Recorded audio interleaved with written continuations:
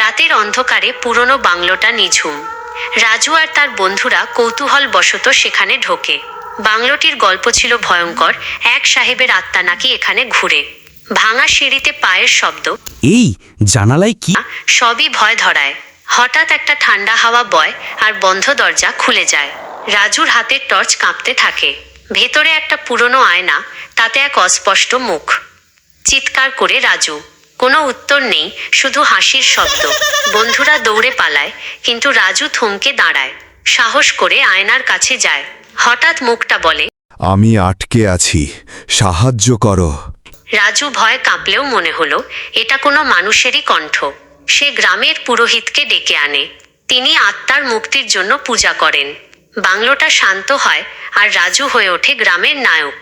তোমাদের জন্য ভূত বাংলো থেকে ঘুরে এসেছি, তারপরেও কি তোমরা আমাকে সাবস্ক্রাইব করবে না? সাবস্ক্রাইব করে দাও। আবার দেখা হবে নতুন কোনো ভূত